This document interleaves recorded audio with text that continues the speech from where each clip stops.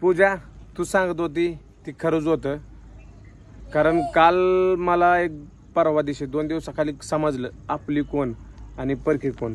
कारण का 2 दिवस झालं माझ्यावर 2 नाही कंप्लीट 5-6 दिवस झालं म्हटलं तर चालेल, माझ्यावर इतकी वाईट परिस्थिती होती.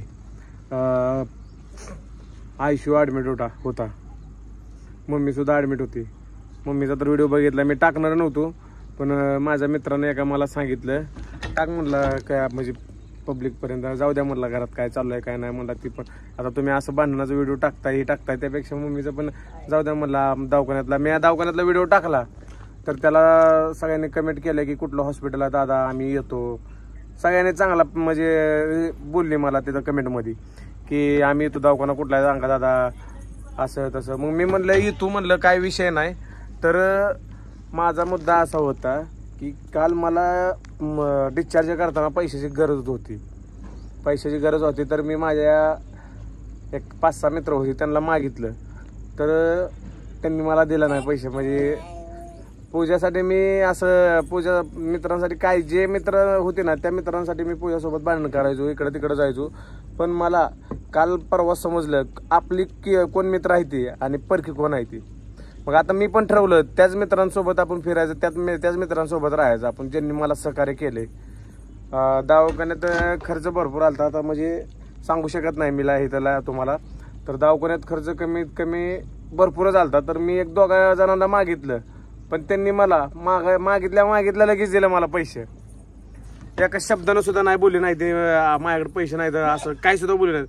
पण ज्यांच्यासोबत पूजा फिरू नका म्हणत होती त्यांना मी पैसे मागितलं, त्यांनी मला रुपयाचीही मदत केली नाही. म्हणजे इतकी काल परिस्थिती माझ्यावर बेकार होती की मी सांगू शकत नाही तुम्हाला.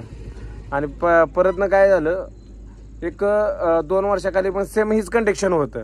2 वर्षाखाली पूर्वीला मशीनं धडक दिली त्यामुळे पूर्वीच्या डोक्याला क्रॅक गेलं जरा थोडं, इथं नॉर्मल क्रॅक होतं.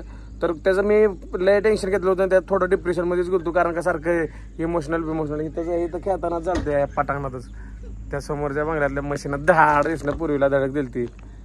आणि काय झालं ए मस्ती आली काय मार खायचा आहे का तुला रे? काय म्हणलं तुला काय केलं ए आजारी ग बस की मार खायचा आहे सांगू दे काय त्या हे जण नाव. तरी आब्या गंधड रडवतय पूर्वीला, आजारी आहे ती आणि ती चेष्टा करते. पूर्वी नीट झाली मग त्याला ताणून मारली, त्याला कळतच नाही. दांड कधी काढून तुला मारते का त्याला? दांड कधी काठेवर घे काठी मार ताणून त्याला. आणि गेल्या वर्षी पूर्वी आजारी होती तर एका साईडला होती पूर्वी शीतलच्या हॉस्पिटलमध्ये, अपेक्षामध्ये होती मम्मी ॲडमिट. मग मी काय करायचो इकडं पळायचो तिकडं पळायचो म्हणजे पळून बघा मीच आजारी पडलेलो परत नंतर. मग ह्या वारीनं बी तसंच झालं. शीतलच्या आयसीयू ॲडमिट आणि इकडच्या दुसऱ्या हॉस्पिटलमध्ये मम्मी ॲडमिट.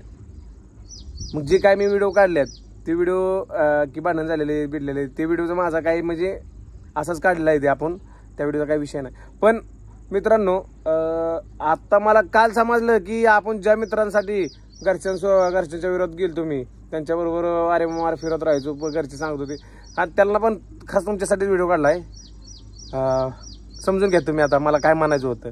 कारण का मी तुम्हाला पैसे रिटर्न करणारच होतो, माझं पेमेंट आल्यावर मी काय तुमचं पैसे बुडवणार होतो अशा पण हिशोबातलं काहीच नव्हतं.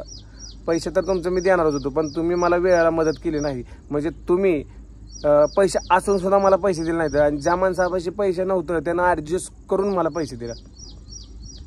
मला काल समजलं त्यानं स्वतःची अंगठी घाण ठेवून पैसे दिले. त्याला म्हणलं त्याचं व्याज काय असेल ते मी देतो भावा म्हणलं, मला 2 महिने तर लागतील पैसे द्यायला त्याला. पण खरंच असे मित्र जेव्हा भावाचे पण असते की आपल्याला ती वेळ गरज पडल्यावरती काही करू शकते ती.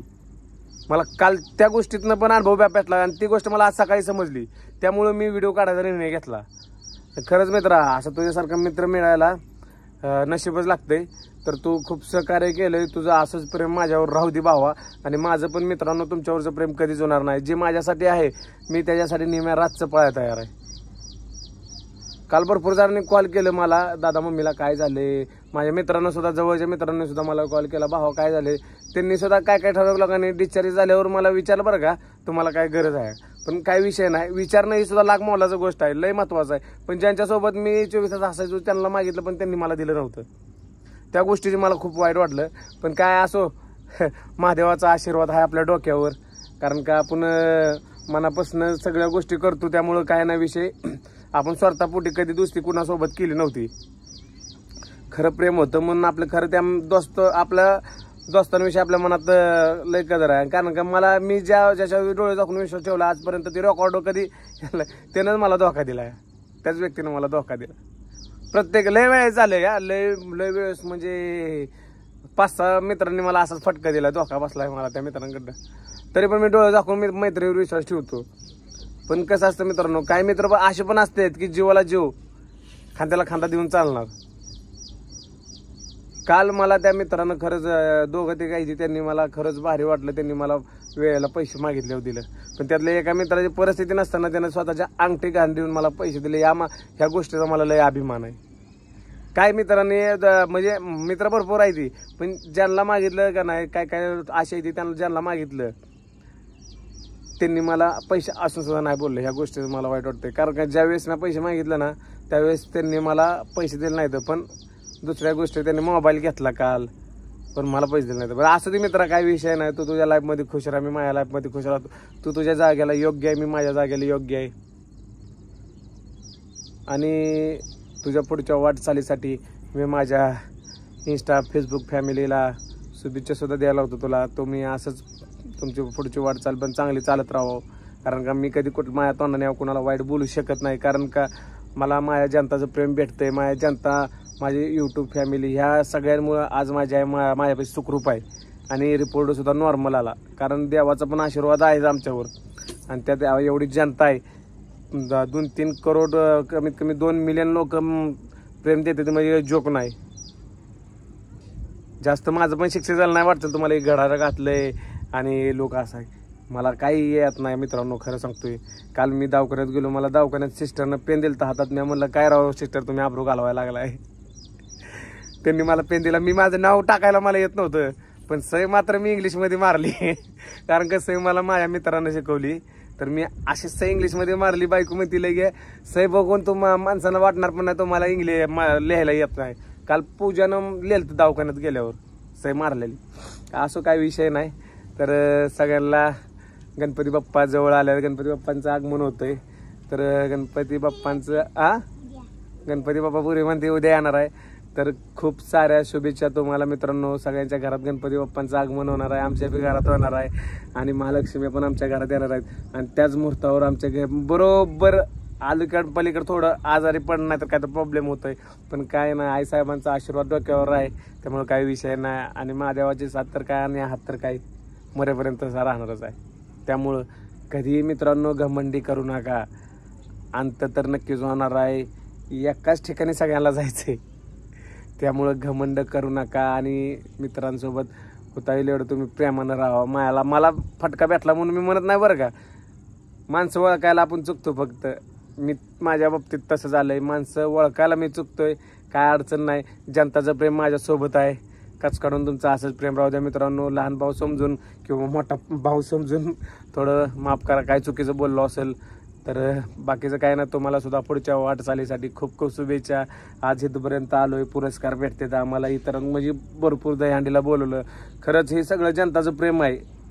सगळ्या तुमचं प्रेम, तुमचा सपोर्ट, तुमचं प्रेम आहे म्हणून इथपर्यंत आलो. आणि मी खरंच सांगतो बरं का, जे मला लाईक कमेंट करतंय आज त्यांच्यामुळे मी इथं येऊ शकलोय. तुम्ही सगळ्यांना शेअर करता की आमच्यात काय कॉमेडी असो अगर नसो, पण ती व्हिडिओ बघून तुम्ही इतरांना शेअर करता, भारी वाटतं.